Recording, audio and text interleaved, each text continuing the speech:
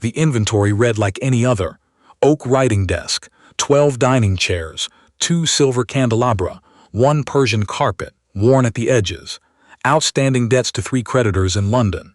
Then, near the bottom of the 3rd page, a line that made the solicitor clear his throat before reading it aloud. 1 female dependent, age 22, residing in the East Wing. Status unclear. Rosamund Fenley heard those words from behind the door of the linen closet where she had been sorting pillowcases for the better part of an hour. She did not move, she did not breathe, she simply stood with a stack of pressed cotton in her hands and listened to the new owner of Fenley Park ask, in a calm and unhurried voice, what exactly a dependent was. A person attached to the household, the solicitor said. Not staff, precisely. Not family in any legal sense. The late Baron left no instructions regarding her disposition. Her disposition, the man repeated, as though tasting the phrase and finding it strange.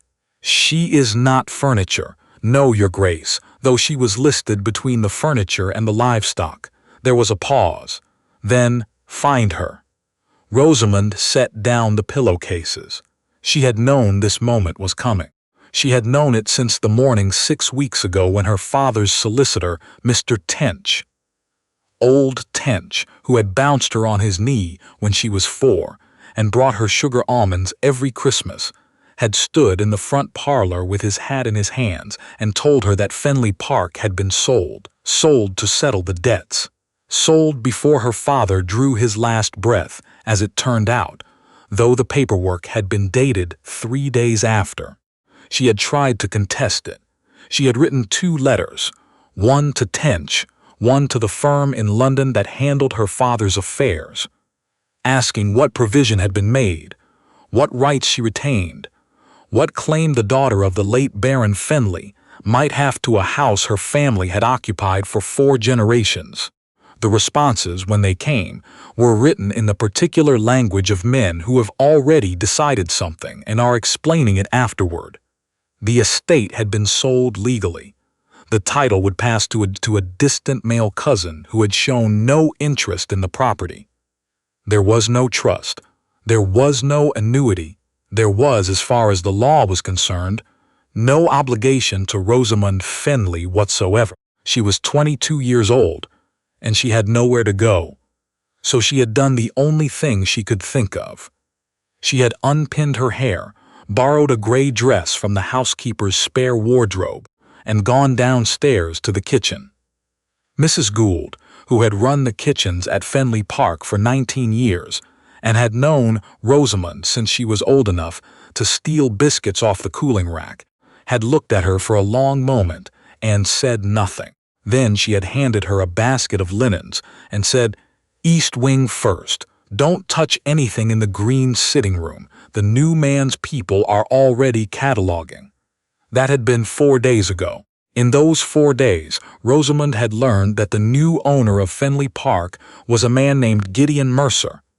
Not a lord, not born to any title, but a man who had made a considerable fortune in shipping and maritime trade and had, for reasons no one in the household entirely understood, purchased a crumbling estate in the English countryside, and the dukedom that came attached to it through some complicated arrangement with the crown that the staff discussed in lowered voices over supper.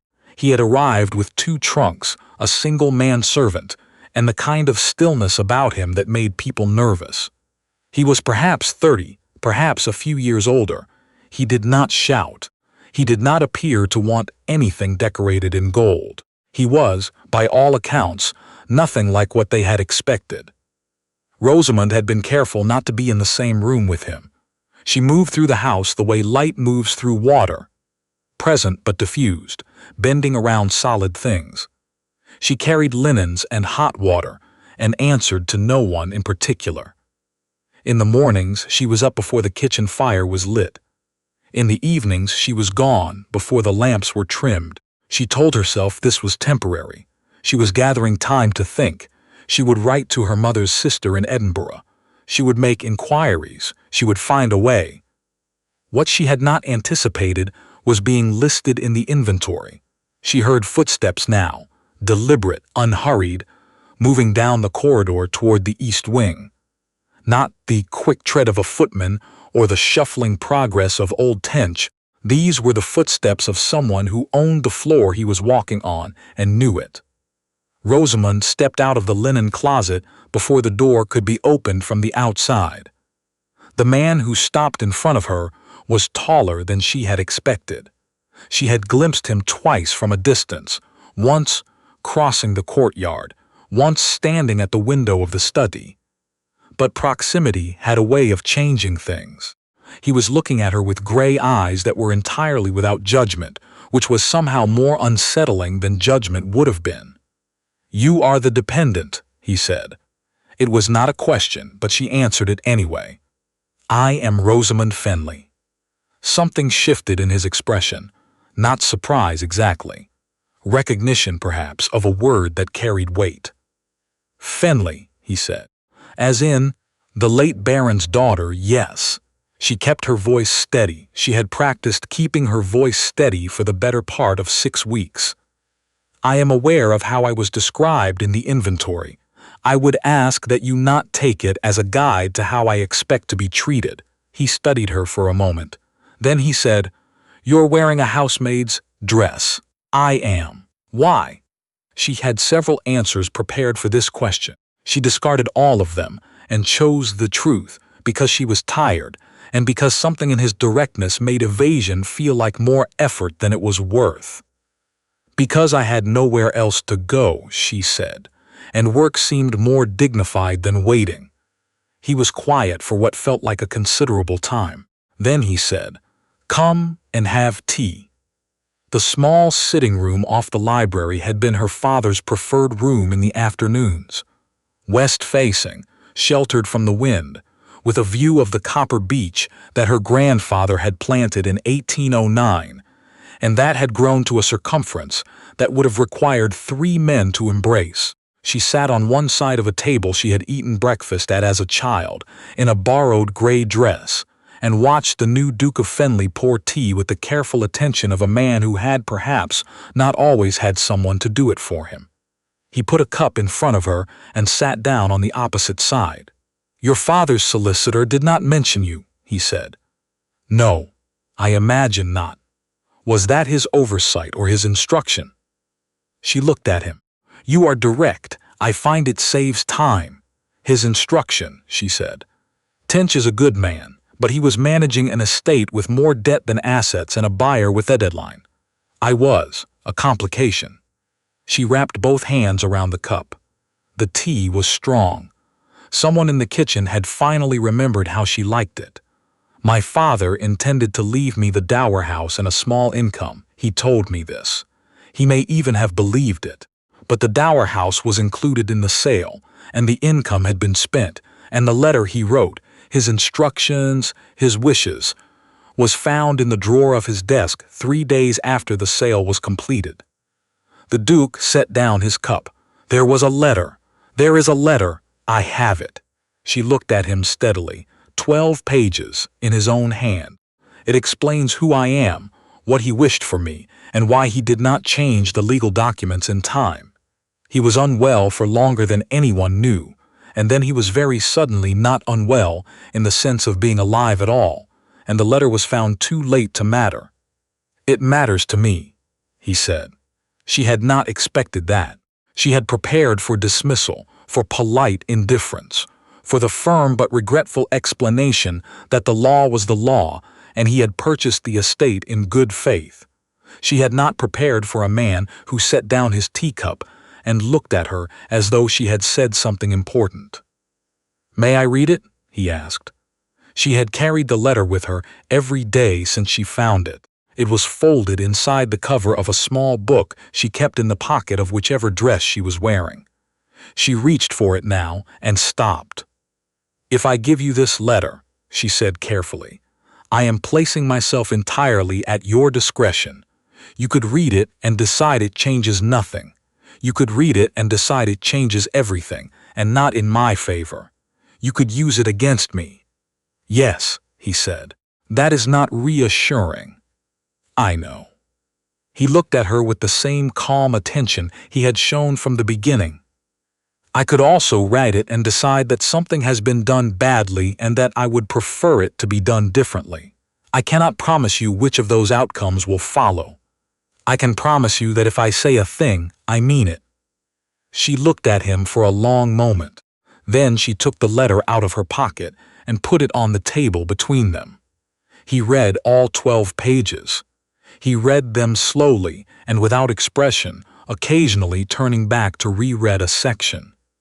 She watched the copper beach through the window and tried not to think about the fact that her entire future was currently being turned over in the hands of a man she had known for 40 minutes.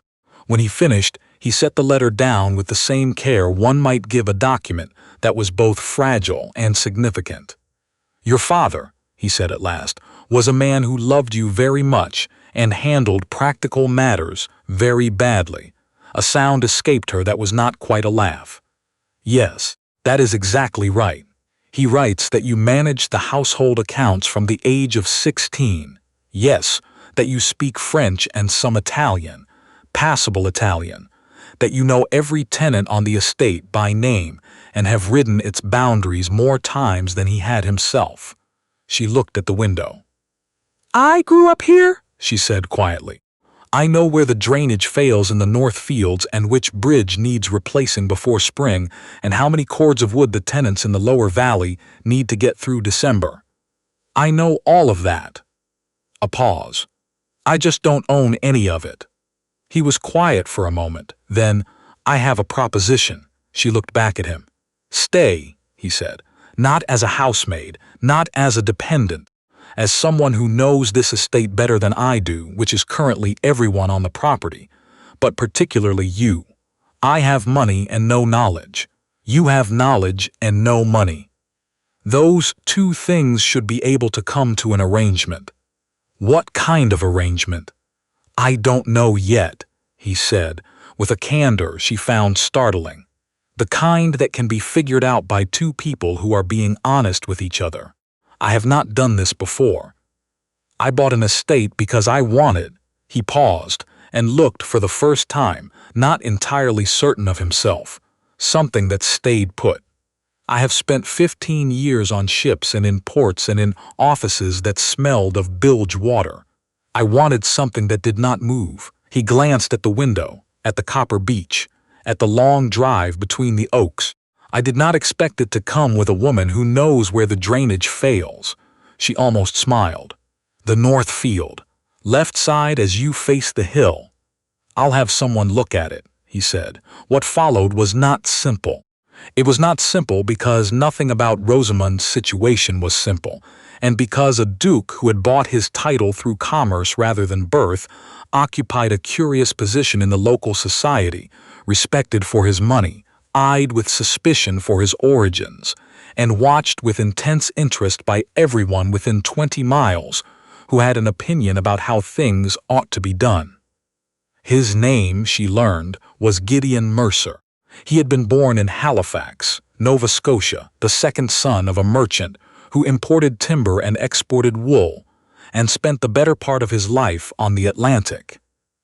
Gideon had followed him onto ships at the age of 14, had taken over the firm at 26 when his father died of a fever in Lisbon, and had spent the next 7 years expanding it into something that could afford an English estate, and the title that came with it. He was not, as it turned out, the kind of man who had ever assumed much. He asked questions. He listened to the answers. When the head groom told him the south stable roof had been failing for 3 years, he did not ask why no one had told him sooner. He asked how much timber it would take to fix it. When Mrs.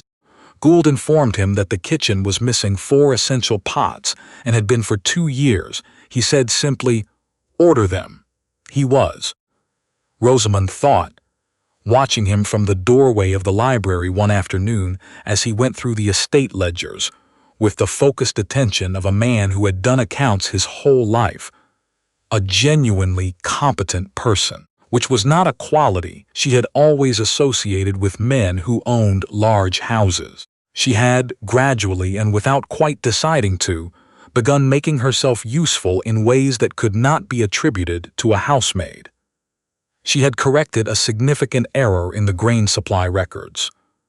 She had written a letter on behalf of the estate to a tenant whose roof was leaking, setting out the terms of the repair that had been verbally agreed 3 months ago and never committed to paper.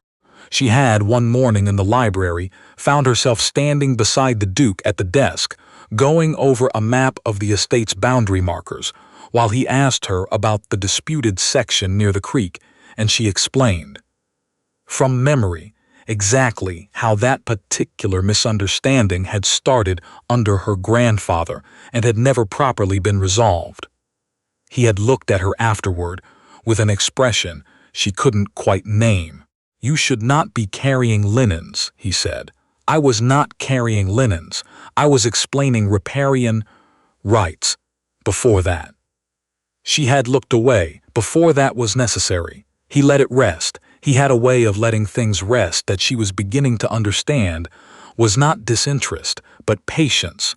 The particular patience of a man who knew that some things came clear in their own time and did not need to be forced. What came clear in its own time was the problem of Harwick Dean. Harwick Dean was a solicitor from London, not Tench, but a younger and considerably more aggressive man, who arrived at Fenley Park on a gray Thursday morning with 2 colleagues and a sheaf of documents and the news that he represented the interests of a Mr. Cornelius Stroud, who was, he said, the rightful heir to the barony of Fenley, and was prepared to contest the sale of the estate on grounds of procedural irregularity. He was shown into the front parlor. He set out his documents on the table.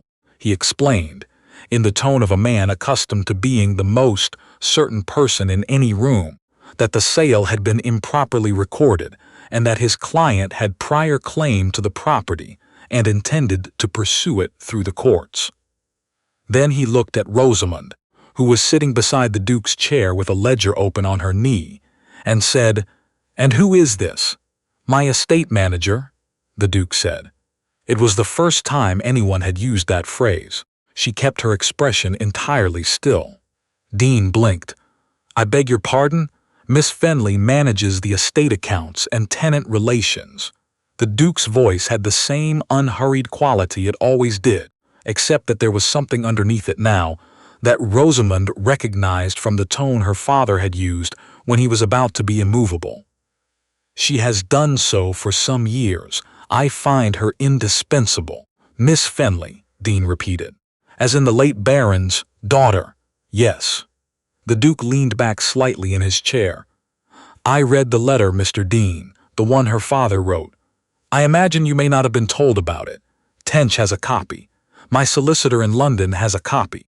I would suggest that before your client decides to pursue his claim in court, he consider that the daughter of the late Baron, who has lived on this estate her entire life and knows its contents and history better than anyone living, is now employed here and will be prepared to provide a great deal of testimony about the circumstances of the sale." Dean opened his mouth and closed it again. "Additionally," the Duke continued, "I would like your client's claim to be examined very carefully in relation to the debt obligations your client inherited from his cousin, the same obligations that necessitated the sale in the first place. I am told there are some interesting questions about who bore those debts originally and why they were structured as they were." He paused. "My own solicitor finds those questions very interesting." The visit lasted another 40 minutes. Dean left with considerably less certainty than he had arrived with. When the front door closed behind him, the Duke said, "The North Field drainage. Yes? Can it wait until next week, or should we look at it before the rain comes?" She looked at him. He was already opening the ledger she had set on the desk. "Before the rain," she said. "I thought so."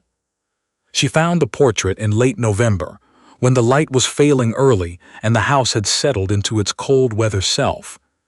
The way old houses do, contracting slightly around warmth, the boards speaking in the mornings.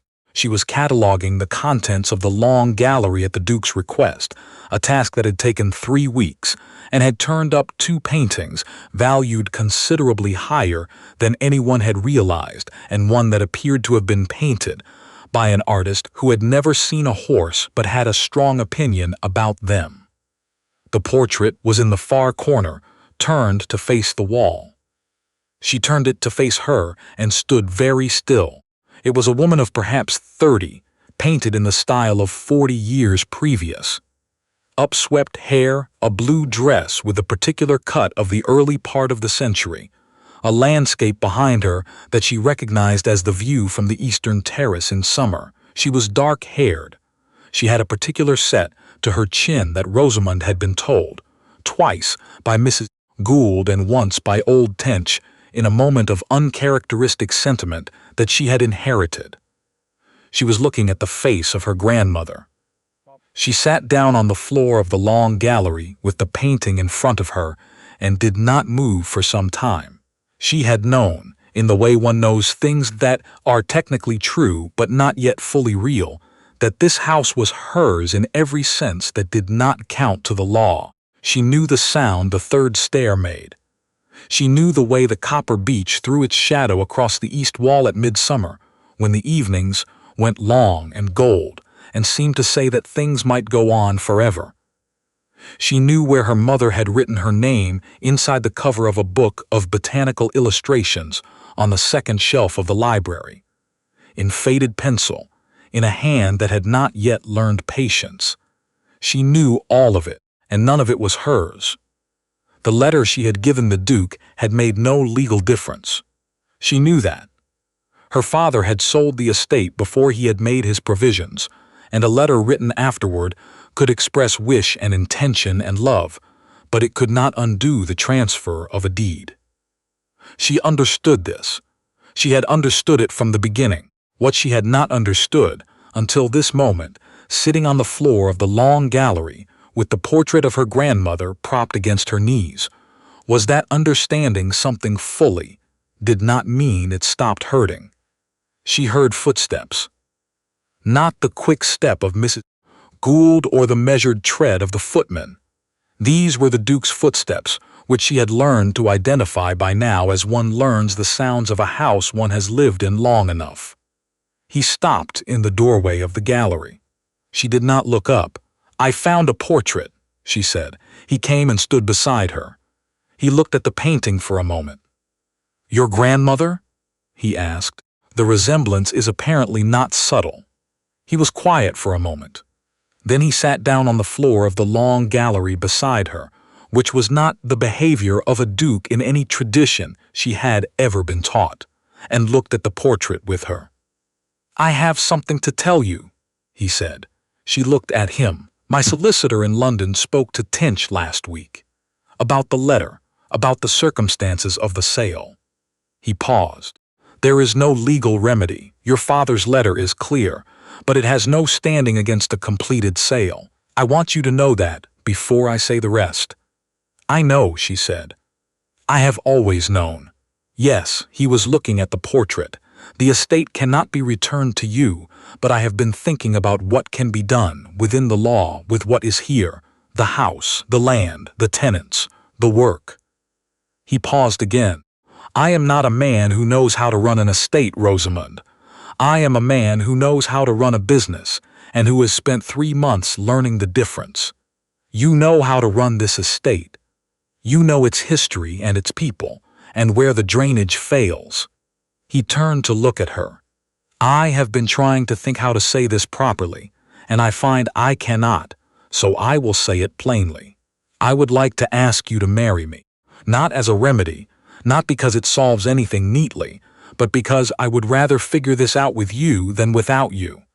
And because," he stopped, "because the house is quieter when you're in it and louder in the right ways, and because you corrected my grain records and explained 300 years of creek rights from memory, and you have not once asked me for anything you felt you were not entitled to, which is different from every conversation I have had in my professional life."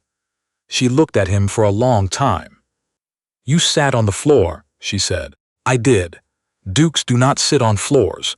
I bought the title, he said. I make my own rules. She looked at the portrait of her grandmother, looking back at her from 40 years ago with that particular set to her chin. Yes, she said. He was quiet for a moment then. Was that yes to the observation about the floor? Or, it was yes, she said. They were married in February, when the estate was gray and still, and the copper beech was bare, and the light came in flat and honest across the fields. Mrs. Gould made 3 kinds of cake and was seen to cry twice, which she denied to anyone who mentioned it. Old Tench attended and shook the Duke's hand with both of his, and found Rosamund afterward, and held her hands and said, "Your father would have done it properly if he had had time," and she said, "I know, Tench," and meant it. The north field drainage was addressed in March. The south stable roof was repaired before the thaw. The tenant in the lower valley, who had been waiting 2 years for her fence posts, received them in April, along with a letter of apology for the delay and the name of the person to contact if further repairs were needed, which was, as the letter specified, the estate manager, Harwick Dean's client, upon further examination of his debt obligations and the rather detailed testimony available from the late Baron's daughter regarding the history of those debts, withdrew his claim quietly and without announcement. In May, when the copper beech was fully leafed and the evenings went long again, Rosamund walked the eastern boundary of the estate with her husband and told him the story of the disputed creek section from the beginning, her grandfather's version, her father's version, and the version that was actually true, which was different from both of them. He listened to all 3. Lowe's. He asked good questions. He had a way she had learned of asking questions that made her want to keep talking. When they reached the place where the boundary ran nearest the water, he stopped and looked at the creek for a moment. "Your grandfather?" he said. "What was he like?" She thought stubborn, she said, impractical about money, excellent with people. He knew everyone's name. "Like you." She looked at him. "You know everyone's name," he said. "Every tenant, every groom. Mrs. Gould's daughter's name, the one who married in Leeds." She had not known he had noticed that. "Margaret," she said. "She married a glass-blower. Of course she did." He turned back to the creek, and she could see by the set of his shoulders that he was pleased. Not pleased in a large way, not in the way of a man who has won something. Pleased in the way of a man who has found himself, against all reasonable expectation, exactly where he wanted to be. She understood that. She thought she had been feeling something like it herself for some time, without quite having the word for it until now. The estate was the same as it had always been. The oaks were the same. The copper beech was the same. The third stair still made its sound, and her mother's handwriting was still in the book of botanical illustrations, faint and patient, and there. None of it was hers in the way she had once thought she needed it to be. All of it was hers in every way that turned out to matter.